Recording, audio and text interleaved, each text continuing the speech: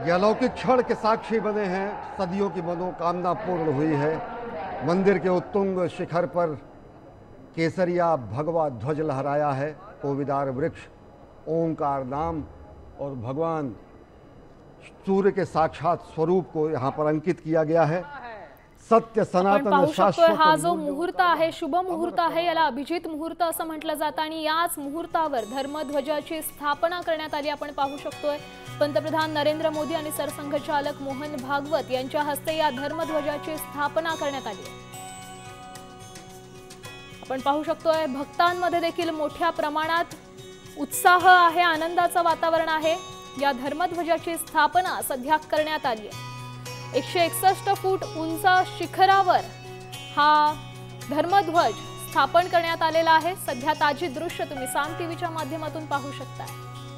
देश विदेशातील मान्यवर, साधू संत, कानाकोपऱ्यातील भाविक या ठिकाणी सध्या उपस्थित झालेले आहेत। संपूर्ण मंदिरात फुलांची आकर्षक सजावट करण्यात आली आहे। राम नामाचा जयघोष यावेळी करण्यात येतोय। ज्या क्षणाची संपूर्ण देशवासियांना प्रतीक्षा होती तो क्षण सध्या आलेला आहे।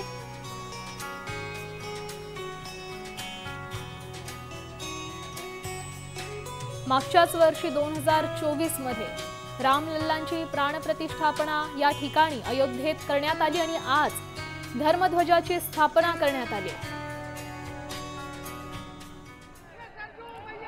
रिमोट कंट्रोलच्या सहाय्याने हा धर्मध्वज फडकवण्यात आला।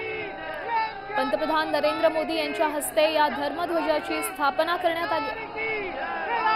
स्वयंचलित प्रणालीतून या धर्मध्वजाची स्थापना करण्यात आली।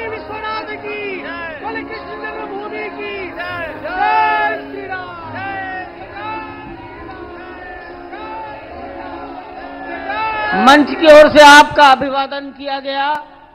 अब माननीय मुख्यमंत्री महोदय योगी आदित्यनाथ जी, प्रधानमंत्री जी और सरसंघ चालक जी के सम्मान में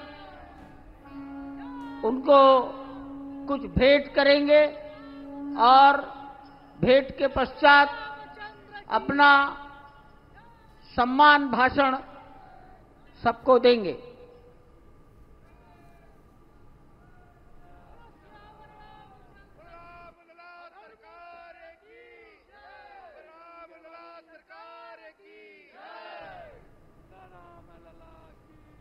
सम्मान में पंतप्रधान नरेंद्र मोदी थोड्याच वेळात प्रतिमा भाविकांना आणि देशवासियांना संबोधित करतायत का आणि ते काय संबोधित करतायत ते पाहणं देखील महत्त्वाचं आहे।